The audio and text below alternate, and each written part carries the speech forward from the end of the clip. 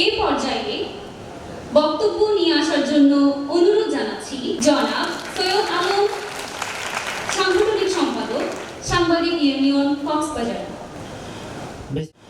বিসমিল্লাহির রহমানির রহিম। আজকের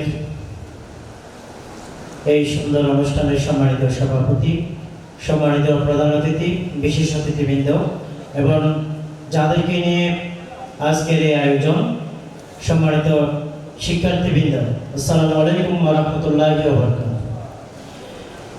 বক্তব্য আসলে আমার পূর্ববর্তী বক্তা সানাউল্লাহ ভাই বলে গিয়েছেন। আমি দুইটা কথা বলে আপনাদের কাছ থেকে বিদায় নেব। আজকে আপনাদেরকে নিয়ে যে আয়োজন, আন্তর্জাতিক নার্সেস দিবস, হচ্ছে সর্ববৃহৎ কাজ হচ্ছে মানব সেবা। একজন ডক্টর প্রেসক্রাইব করার পর তাকে পরের ধাপ চিকিৎসা করতে হবে নার্সকে দিয়ে। সুতরাং আমাদের পেশা হিসাবে, সেবা হিসাবে দুইটা পয়েন্ট আপনাদেরকে নিতে হবে। এক নম্বরে আপনারা মানব সেবায় ব্রত হবেন, অপর পাশে আপনারা পেশা হিসেবে নেবেন। দুই নম্বর যে বিষয়টা হচ্ছে, আজকে আপনারা কক্সবাজারের যে সর্ববৃহৎ সাংস্কৃতিক কেন্দ্র, এখানে যে আয়োজন করতে পারছেন, এখানে যে আয়োজন আপনাদের যে চেয়ারম্যান মহোদয় সলিমুল্লাহ সাহেব যে আয়োজনটা, আপনাদের এই সকাল থেকে যে মনোমুগ্ধকর পরিবেশ, এই যে বৃহৎ একটা সাংস্কৃতিক কেন্দ্রের আয়োজন, রাত পর্যন্ত আবার আপনাদের সাংস্কৃতিক অনুষ্ঠান, এটা কিন্তু যে কেউ করতে পারে না। আমি আপনাদের সাথে কয়েক বছর আগেও সেন্ট মার্টিন গিয়েছিলাম আপনাদের সাথে শিক্ষা সফরে। আপনারা দেখেন সরকারিভাবে পরিপত্র অনুযায়ী প্রত্যেক দিবস নার্সিং ইনস্টিটিউট পালন করে থাকে।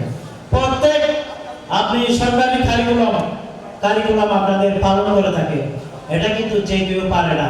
কক্সবাজারের সরকারি ডিপার্টমেন্ট অনেক আছে। আমরা সাংবাদিকতা করার পরে অনেক জায়গায় যাওয়ার আমাদের সুযোগ হয়েছে, কিন্তু এইরকম প্রাতিষ্ঠানিক কাজ, এইরকম শিক্ষার্থী বান্ধব কাজ কোনো প্রতিষ্ঠান করে না, সেটা আমরা উপলব্ধি করতে পারি। আপনাদের আমি উত্তরোত্তর সাফল্য কামনা করি। আপনাদেরকে একটাই রিকোয়েস্ট করবো, সেটা হচ্ছে আপনাদের প্রতিষ্ঠানকে আপনাদেরকে বাঁচিয়ে রাখতে হবে। আপনাদের ইতিপূর্বে আমি শুনেছি সুজন ভাইয়ের প্রতিষ্ঠানে অনেক শিক্ষার্থী ভর্তি হয়েছে, অনেক শিক্ষার্থী পড়াশোনা শেষ করে আজকে সরকারি হাসপাতালে, বেসরকারি হাসপাতালে চাকরি করতেছে। এই প্রতিষ্ঠান না হলে কোনো কিছু পারতেন আপনারা? কখনো পারতেন না। আপনাদের সুজন ভাই প্রতিষ্ঠান করছে বলেই আপনারা ভর্তি হয়ে আজকে নার্সিং ডিপ্লোমা শেষ করতে পারছেন। এটা কিন্তু সোজা কথা নয়। কক্সবাজারে অনেক রাজনৈতিক ব্যক্তিবর্গ আছে, অনেক এমপি আছে, অনেক সমাজসেবক আছে, অনেক কোটিপতি আছে, তাদের কিন্তু মন মানসিকতা এরকম নাই।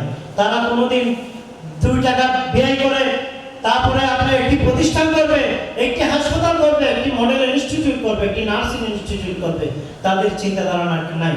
তারা শুধু তাদের চিন্তা ধারণা আছে হোটেল করবে, পর্যটন ব্যবসা করবে, তারপরে চাঁদাবাজি করবে, তারপরে বিভিন্নভাবে অপরাধমূলক কাজ করবে।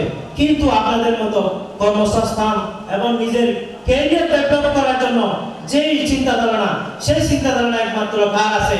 সলিমুল্লাহ সুজন সাহেবের মতো উদ্যোক্তাদের আছে। এটা আমরা নিঃসন্দেহে আজকে সলিমুল্লাহ স্যারকে আমরা ধন্যবাদ এবং কৃতজ্ঞতা জানাচ্ছি। আমরা সবাই ঐক্যবদ্ধ হব, সংকল্পবদ্ধ হব। আমরা শিক্ষার্থীরা চাইলে অনেক কিছু করতে পারি।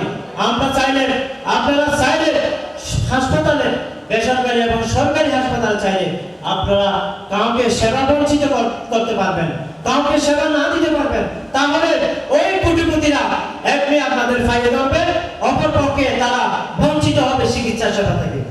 সেটা মাথায় রেখে আপনারা এই দুইটা পয়েন্ট, একটা পয়েন্ট হচ্ছে আপনারা উদ্যোক্তা যে সলিমুল্লাহ সুজন ভাইয়ের কৃতজ্ঞতা স্বরূপ আপনারা যে অবদান সেটি তুলে ধরবেন, অপরদিকে আপনারা সেবা করবেন, আর তারপর আপনাদের যে কর্মসংস্থান, যে পেশা দিয়ে আপনাদের পরিবার পরিজনকে আপনারা বাঁচিয়ে রাখবেন, 2 পয়সা ইনকাম করে যে আপনাদের পরিবার পরিজনকে, মা বাবাকে আপনারা বাঁচিয়ে রাখবেন, সেই 2-3টা পয়েন্ট আপনাদের কাছে তুলে ধরেন।